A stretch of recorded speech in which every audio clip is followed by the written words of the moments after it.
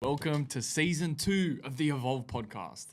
In this new season, you're going to see upgraded equipment and guests that are going to be joining us on themes of business, self-development, health and fitness coaching, and our journey from start to finish. So sit back, relax, and enjoy the rest of this podcast. Peace. Welcome back to another podcast with Brendon and Rhiannon. Now, today we're going to do something a little bit different.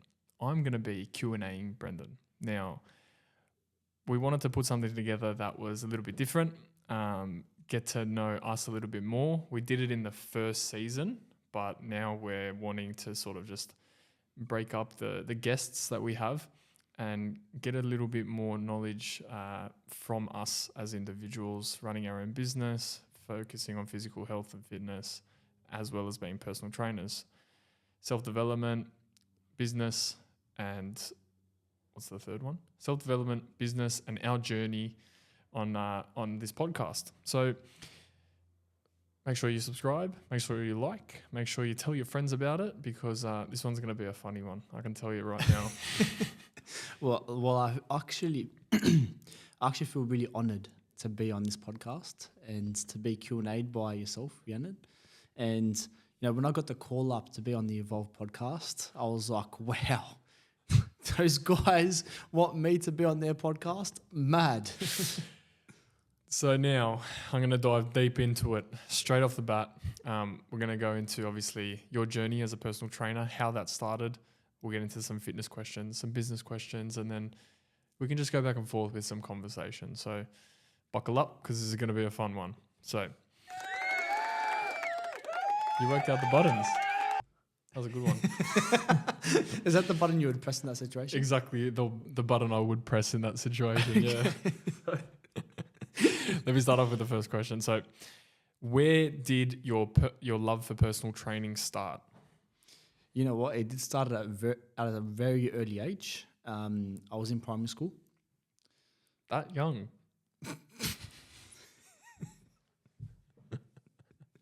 This is going to be a funny one, guys, so bear with us. Okay. Because we're interviewing ourselves, so just bear with us. Yeah, it feels very weird being on this side of the camera, being interviewed. Yeah. I haven't been interviewed by a podcast host like yourself, Rhiannon, before. Thank you. You know, I'm trying to get my bearings here like a compass. That's all right. No worries. So where did this love for personal training start? Or did it start as something as little as you just going to the gym? Love for personal training. Now, personal training as a career, I didn't think of it as a career path until my second year of uni in sports science. So my journey, I guess, started in 2019. That's when I first started my first PT job. And I went into it not knowing if I was ever going to like it. I went into it thinking it was just going to be a little side gig that I did while I was studying at uni. But then it just spiraled really early on. Within my first 3 months, I started getting these amazing clients. Some of them I'm still seeing to this day. And that kind of created the base and, you know, got me into the whole career. And you know what? I'm still here. So obviously I ended up loving it. I didn't think it was going to be a thing, but now I've turned it into a career and my business. Did you find any benefits studying personal training or getting into the personal training realm? And, you know, in your life, like, were there things that you learned from personal training that you've carried on into your life? That's a good question. I feel like, because I've always been, I guess, in simple terms, what lots of personal trainers like to say is that, you know, you can specialize and focus on, you know, becoming an athlete coach or whatever. I thought that I was going to get into coaching athletes, and I was for a bit. But in general, my whole career has always been Gen Pop. So, you know, your average person like you or me who are not athletes or anything, or not trying to achieve some amazing, crazy, big goals, just, you know, work a normal job or run a business and kind of just want to improve their health or fitness in some way. So my coaching to a lot of my clients was very based around creating balance and creating a lifestyle that allowed them to, you know, finish their 9 to 5, but also fit in some type of exercise, whether that meant going for a daily walk, taking their dog for a walk, or doing a 30-minute little session at the park. And then I learned those skills of helping other people create habits and, include exercise into their lifestyle. And I was like, hang on a second. As I started getting busier with my career and my business, I needed that balance too. And I was like, let me just think back to my early days as a PT when I was doing it for someone else and just relating it back to my life. So yeah, I feel like I gained skills as a PT on coaching people how to include exercise into their life, and I translated into my own life too. Now, being a personal trainer and learning about things within the industry, you essentially turn yourself into a business as a sole trader or a personal trainer. You start there as an individual that's running their own business. Now, how were you balancing your physical routine and also managing, yourself as a business? That's a good question as well. I've always been big with my sports. Always loved playing football. Always had a love for it. Started playing football at the age of 4. Never kicked it off. I think I've missed 2 seasons. Other than that, been really heavy in the gym since 2015.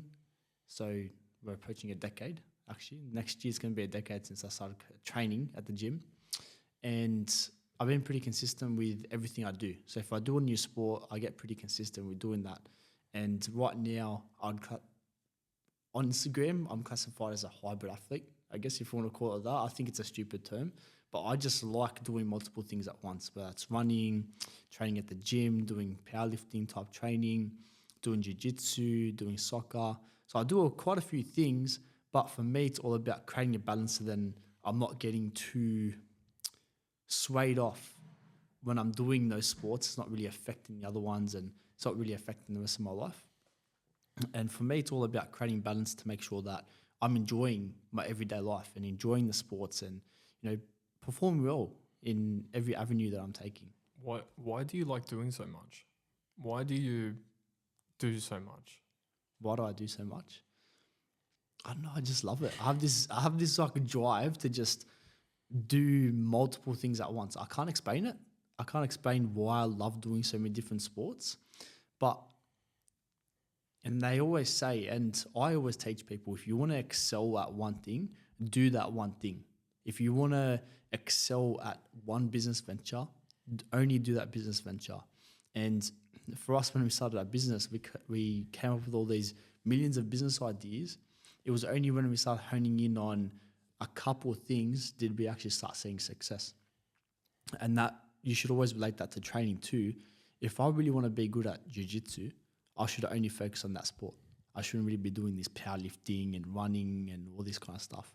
But my mindset is, if I'm just doing jiu-jitsu, I'm going to miss out on the benefits of running. I'm going to miss out on the benefits of training at the gym.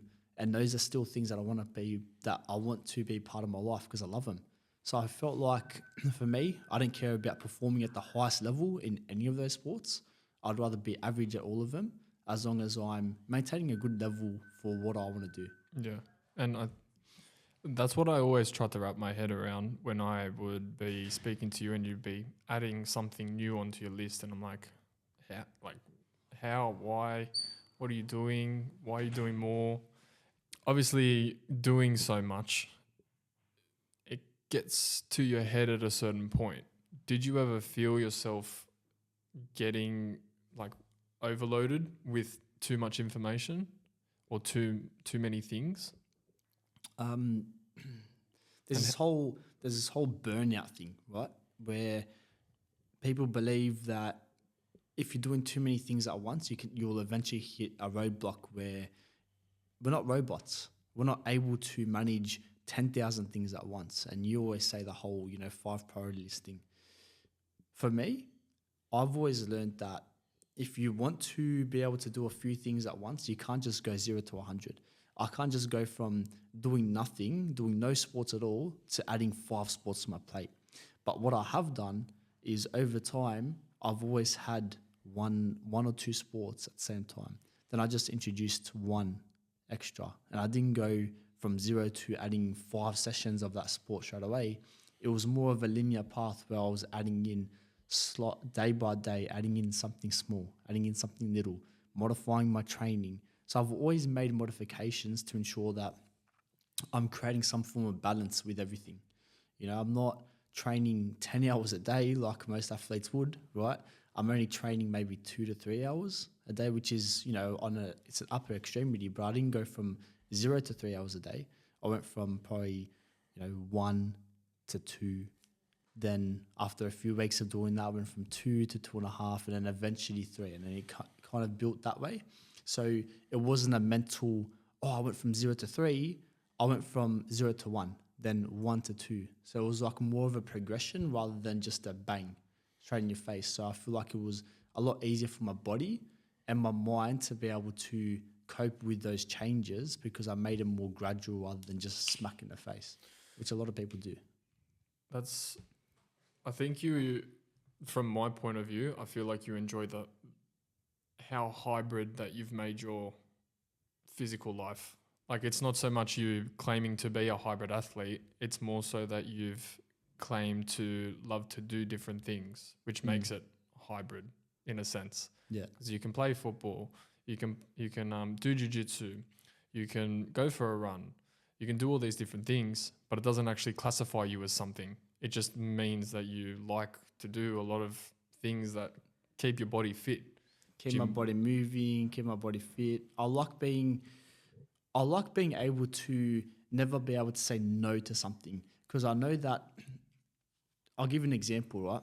I know someone that gets really heavy into his powerlifting journey. I'm not going to out names here or anything, but I feel like you already know who I'm talking about.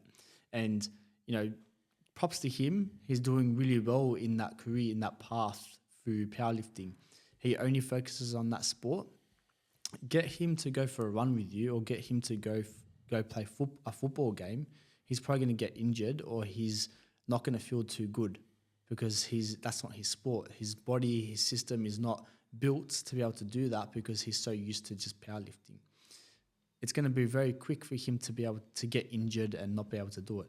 I want to be at the stage where if someone says, hey, let's go play tennis. Hey, let's go for a run. Hey, let's go for a swim, that my body's able to handle that stress and not be like, oh man, I can't do it because, I have to go lift after this, or I have to go for my jiu-jitsu session. I don't want to be cooked. I want to be able to handle all these physical stresses because I love being active, and active for me just means being able to do a variety of different things. And obviously doing all these sports, there's a higher risk of obviously injuring yourself. How have you prevented your injuries from occurring on a more regular basis? I would say I don't really get overuse injuries anymore. Well, I've got 3 injuries at the moment. So That's where I was leading to. Because obviously there's not a time stamp on when the injury is going to be coming, because you could be doing jiu-jitsu for 5 years and never get an injury because you've prevented it from happening by doing mobility training or something like that. But obviously there will be times where, like, for instance, I just went to a boxing class last night, and this guy has like plates in his hand and screws, and he's done shoulder recos and all that stuff, and that's obviously over the span of a 35-year career. With the hybrid world that you're entering or have entered, there's obviously a lot more control in how hard you can push yourself because you can dip your toes into different buckets. With that in mind, when it comes to the injury side of things, what are you doing prior to going into this hybrid world that prevents you from getting more injuries? So you'll notice, like, the best way for me to explain this is, think of your high-level athletes, like your Cristiano Ronaldos. Those guys still get injured, and they do all of the S&C in the world. They have the best coaches in the world. They've got the best physios in the world. They've got the best everything. They've got a team of professionals that focus primarily on making sure that they don't get injured, but they still do. Now, the reason why they still do is because our bodies are not physically capable of handling that much stress. And no matter how much pre-work or rehab or recovery or strength and conditioning and training you do, you'll never be able to prevent every single injury. Because when you go for a big sprint on the soccer field, you do a quick stop and turn and someone hits into you, whatever it is, that impact, sometimes Something you your can't prevent. your ligament's going to give way eventually. Repetition. So for the boxing, as a best example, when you're punching the bag every single day and you're doing that repetitively for 35 years, eventually your hand is not going to be able to handle that much stress. It's going to deteriorate. No matter how many wrist curls you're doing or how much strength and conditioning stuff you're doing for your hands, your wrists, your biceps, or your arms, eventually that arm is going to give way because it's bones and muscles that, unless you build them into a tank, like putting plates in them, they're eventually going to give way. And in terms of what you were saying, the hybrid stuff, when you do, the best way to prevent injuries is to do a lot of strength and conditioning training. And I had this chat with my physio just to preface this, and most athletes would do an S&C or strength and conditioning program for one sport. So they would do an S&C program just for football. So they prevent all the injuries that can happen in soccer. So they build up the strength in their quads, hamstrings, everything around the knees, X, Y, Z. Now, if you're doing multiple sports like what I'm doing, I basically have to do an S&C or strength and conditioning program for everything that I'm doing, which means I'm going to be spending a little bit more time in the gym because I've got to do S&C for football, S&C for jiu-jitsu, S&C for running, S&C for powerlifting. So I'm doing S&C for 4 sports all at once. Now, there's multiple ways I can do this.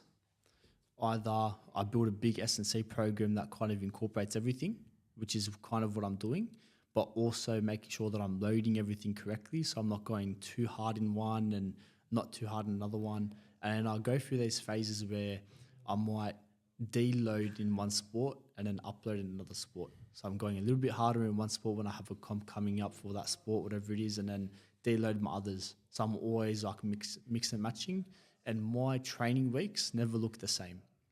I'm never having the same training week every week, and that's just how I like to do things. Not everyone likes to have a structure. Some people do. For me, I like changing my training up because that's what I need to do. Okay, so now we've deciphered the whole personal training and physical health side of things, but obviously there's another tank that we have to fight, and that is obviously the brain, like the mental side of things. How have you, as obviously a personal trainer and a business owner, developed the skills to be so fluent within your everyday life? Oh, that's a good question. My calendar. Seriously, I live by that calendar. So to me, if you have a lot of things in your life, and this can be related to anyone in the world, right? If you have a lot of things in your life, you need to make sure that you've incorporated all of them into your calendar in some way. I'm not saying physically put in a dentist appointment, every single thing into your calendar, but have it in your mind. Okay, this is what I've got to do today. These are the things I've got to achieve. Oh, I'm missing my catch up with my friends this week. Okay, let's try and incorporate that, whatever it is, if that's a priority for you. So for me, I make sure, and this is something that you always talk about, that 5 priority list. So I like to group all of my training as only one of my priorities.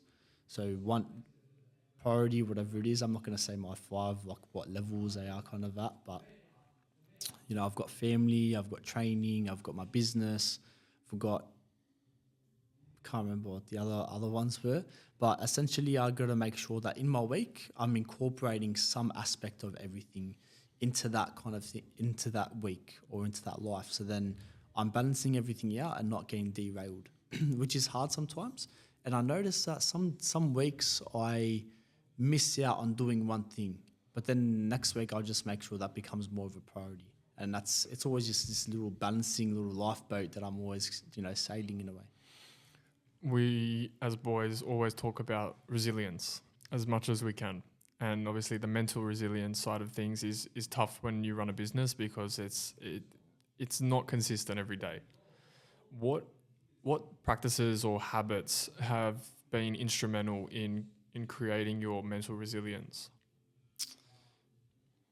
Again, I've got to say that calendar and the priority list, because yeah, the business is a big priority of mine, but I see the business, and everyone kind of knows a business is always like, pretty up and down. It's sort of like a wave.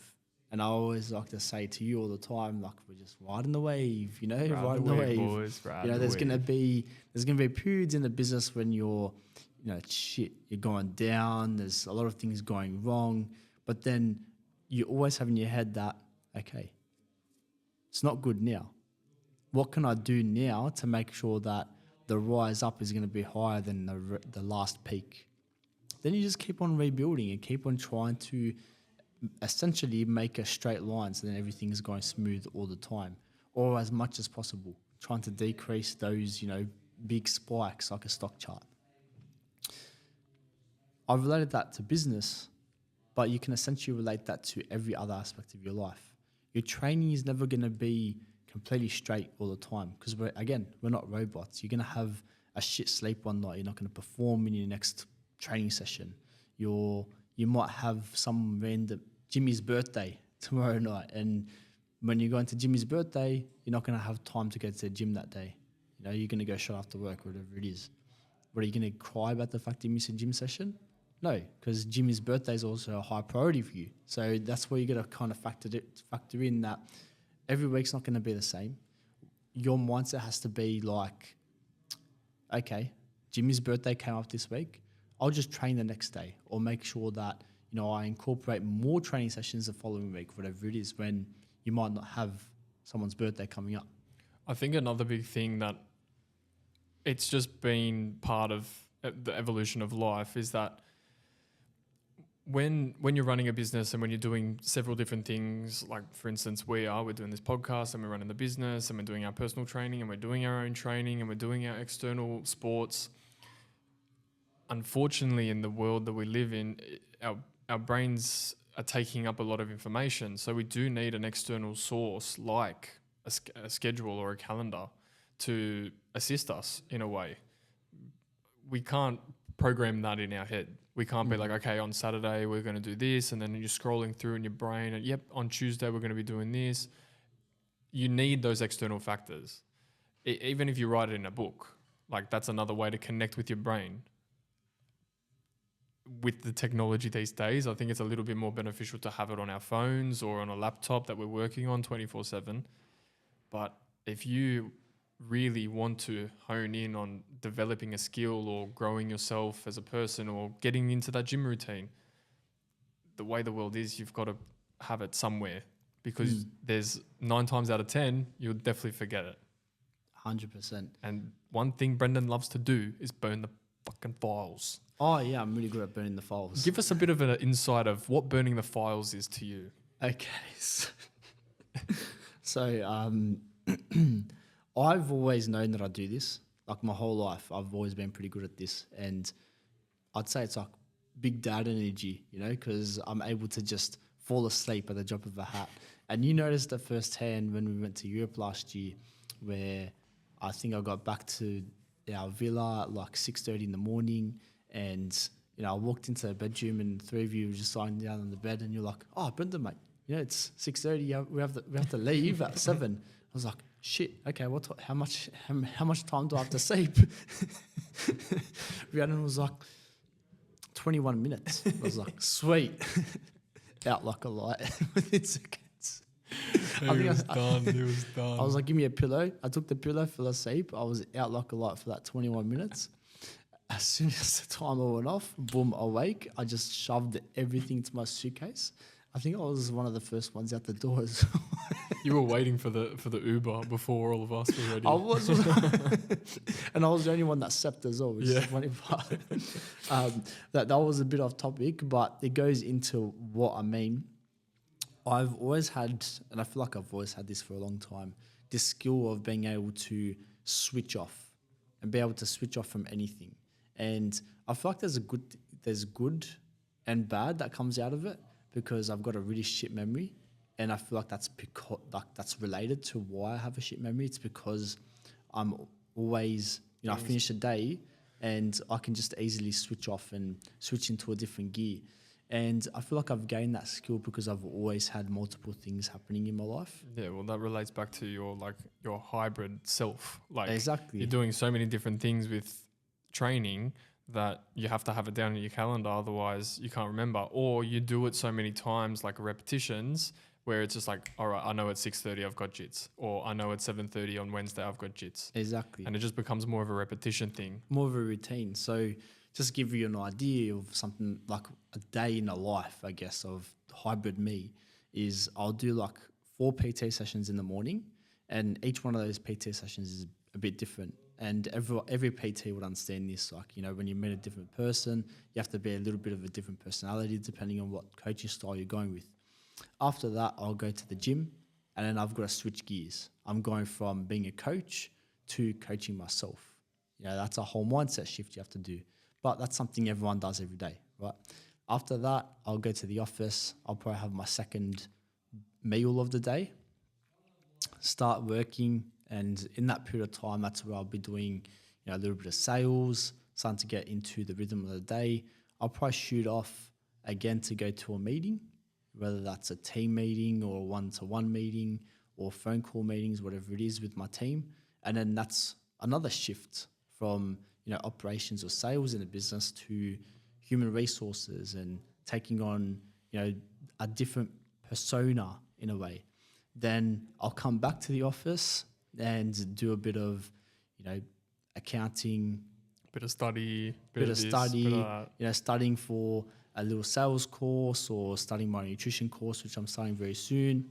Then I'll be shooting off again to be doing jiu-jitsu, which is another shift. So I'm going from all these different mindsets, and I can't go into jiu-jitsu with my mindset thinking about accounting or the study or the chapter I just read, because I need to go into jiu-jitsu just thinking of what moves do I need to learn.